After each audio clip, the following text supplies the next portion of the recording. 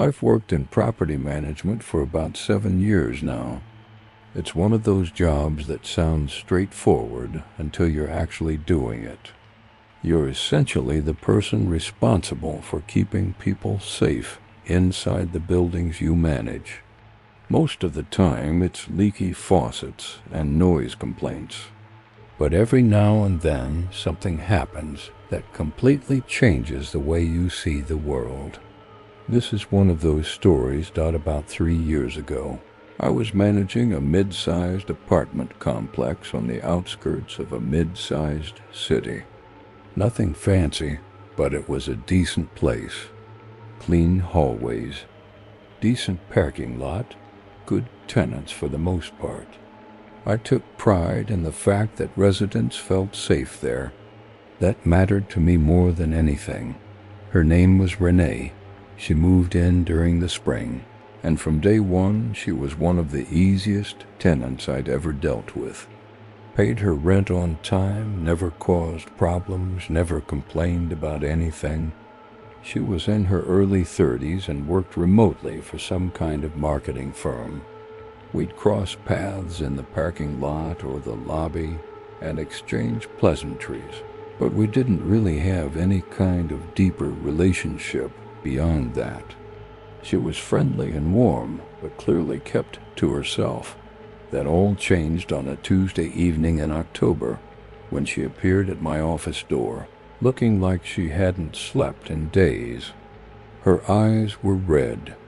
She kept glancing back over her shoulder, even though my office was inside the building. I told her to sit down and asked her what was going on.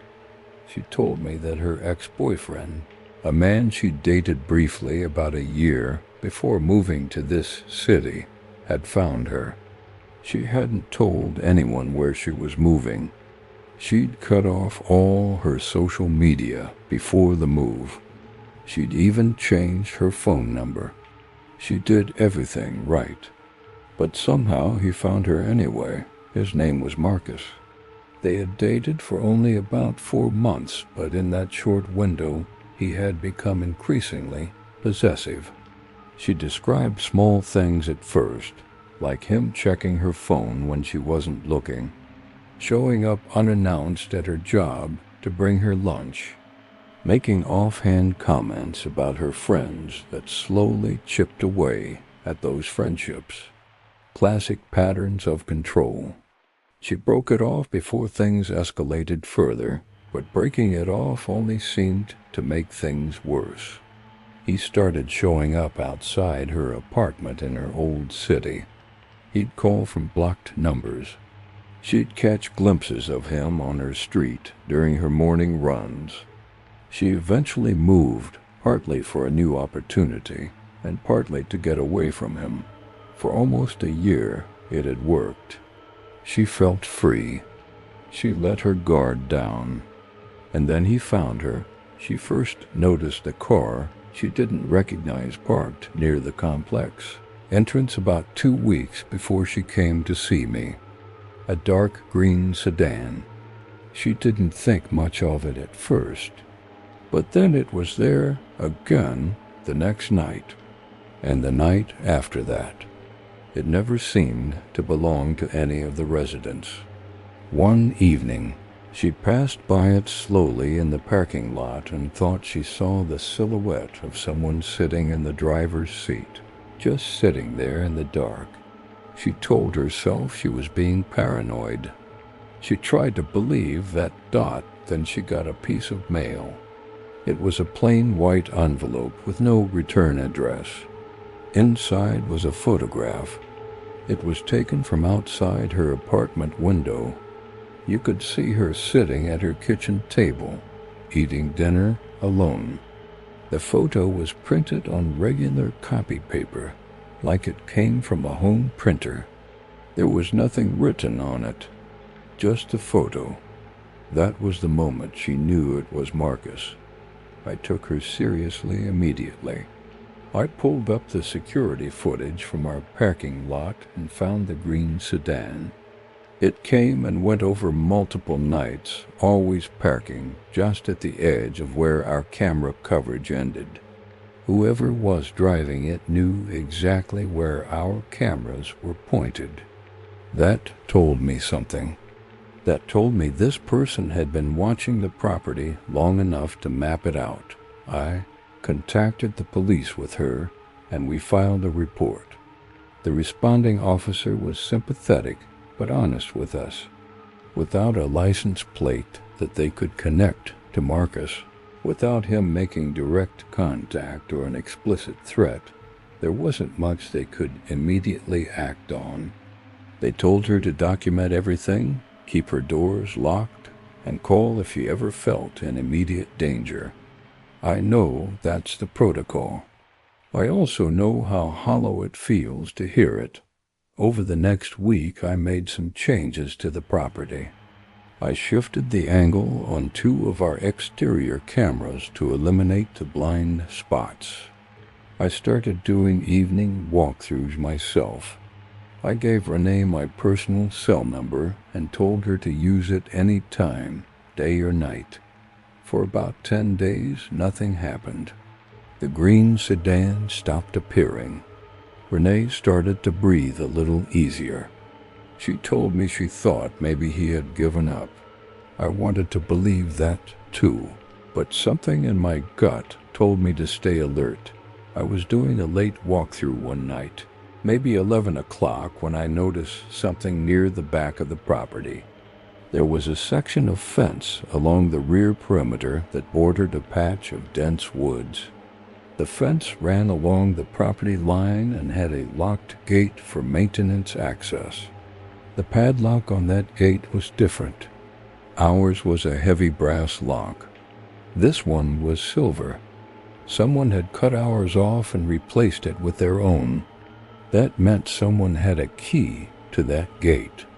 That meant someone had been coming and going through the back of the property, completely off camera.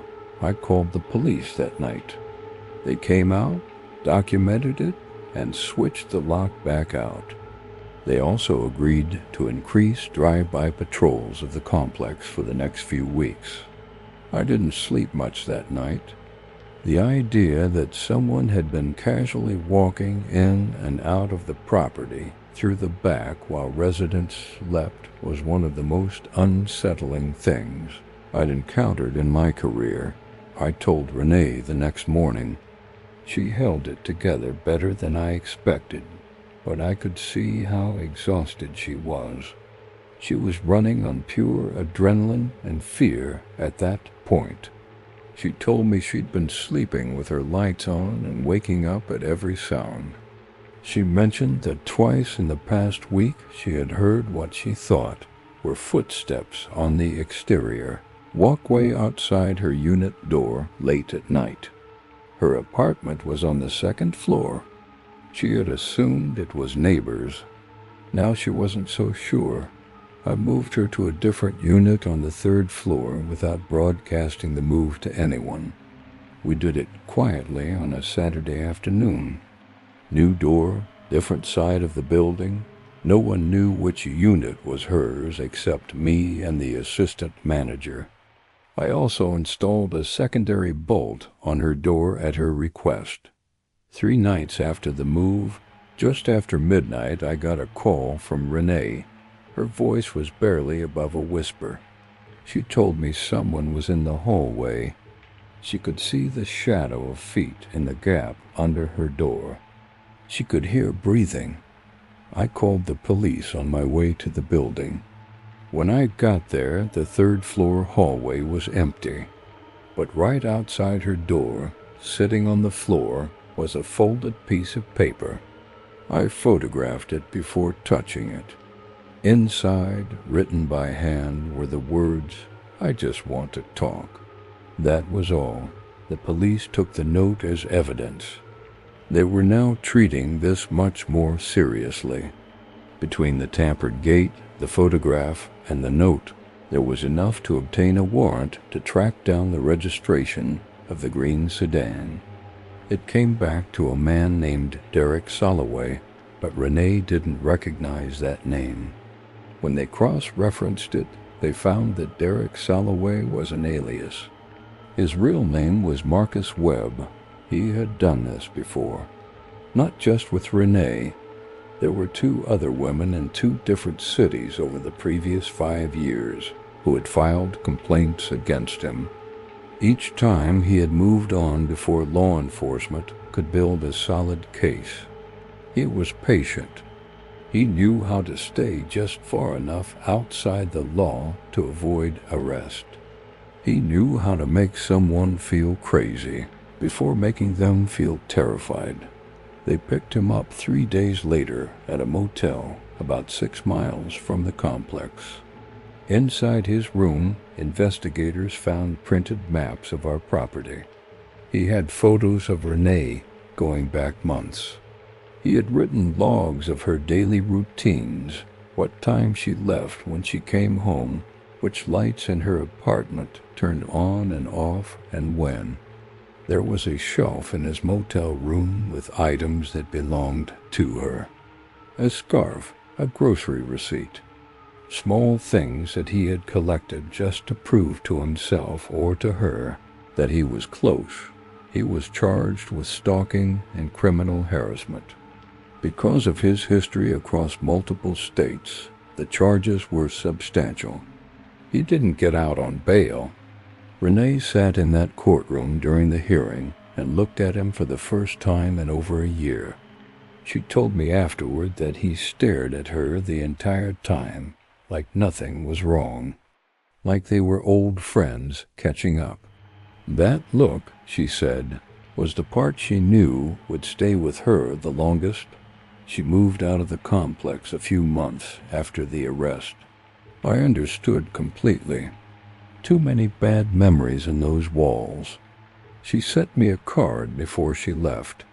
She thanked me for taking her seriously from the first moment she walked into my office. She said most people had dismissed her fears before I came along, and that it made the difference. I still think about Renee. I think about that gate with the swapped lock, and what it means that someone was patient and calculated enough to do that without anyone noticing. I think about how long he had been watching before she even knew he had found her. The hardest part of working in property management, or really any job where you're responsible for people's safety, is that you can do everything right and it still might not be enough. You can add cameras. You can change locks. You can do all the walkthroughs in the world. Some people are just relentless. Some people decide that another person belongs to them, and no amount of reason or distance or locked doors changes that in their mind. What saved? Renee wasn't just the police or the cameras. It was the fact that she trusted her instincts from the very beginning. That car that didn't belong. That feeling she couldn't shake. She could have talked herself out of all of it. Most people do. She didn't. And because she didn't, she's okay. If you take nothing else from this story, take that. Trust the feeling. Even when you can't explain it. Especially when you can't explain it.